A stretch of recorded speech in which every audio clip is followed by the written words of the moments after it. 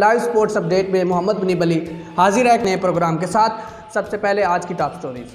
Pakistani team test series खेलने के लिए कराची पहुंच गई है। पाकिस्तान ने टेस्ट सीरीज़ के लिए स्क्वाड का ऐलान कर दिया है।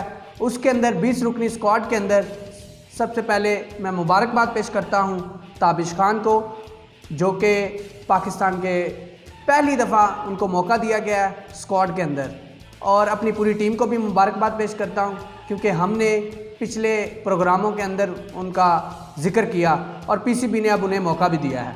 और उसके बाद मैं बात करता हूं हसन अली की, जिन्होंने कमबैक किया है अच्छी परफॉर्मेंस के साथ। बहुत अच्छी परफॉर्मेंस रही है उनकी डोमेस्टिक में और इंजरी के बाद वो कमबैक हुए हैं टीम के अंदर। अगर उसके बाद हम शहीन शाह अफरीदी हैं, उनको बरकरार रखा गया है, हारिस रऊफ को मौका दिया गया है।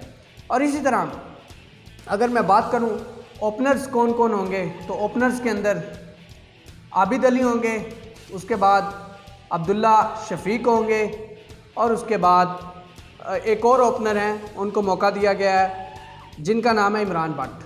फिर अगर मैं बात करूं मिडल ऑर्डर की, तो मिडल ऑर्डर के अंदर हमारे पास कप्तान बाबर आजम, अज़हर अली, उसके बाद मोहम्मद रिजवान, फिर उसके बाद फवाद आलम, फिर उसके बाद कामरान गुलाम, और उसके बाद सलमान अली आगा, और उसके बाद सऊद शकील। फिर अगर मैं बात करूं ऑलराउंडर्स की, तो उसके अंदर फ़हीम अशरफ और मोहम्मद नवाज़ जो कि ऑलराउंडर हैं, उन्हें भी एक मौका दिया गया है। फिर विकेट कीपर्स के अंदर सरफराज अहमद को भी दोबारा बरकरार रखा गया है। स्पिनर्स की बात करूं तो उसके अंदर नुमान अली और साजिद खान होंगे और यासिर शाह होंगे। और ये इस तरह से 20 रुकनी स्क्वाड जो है पाकिस्तान ने इसका ऐलान कर दिया है।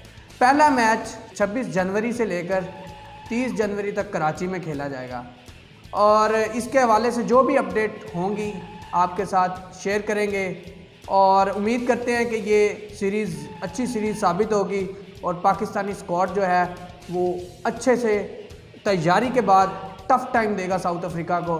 और ताबिश खान, उनको फिर एक दफ़ा मुबारकबाद पेश करते हैं, उनकी पूरी फैमिली को मुबारकबाद पेश करते हैं कि उन्हें मौका दिया गया, और उम्मीद करते हैं कि वो अब इस मौके से पूरा फ़ायदा उठाएंगे और अच्छे से अपनी बॉलिंग का मुजाहरा करके ये बताएंगे कि चीफ सेलेक्टर्स को कि उनकी जो चॉइस है वो सही साबित हुई है।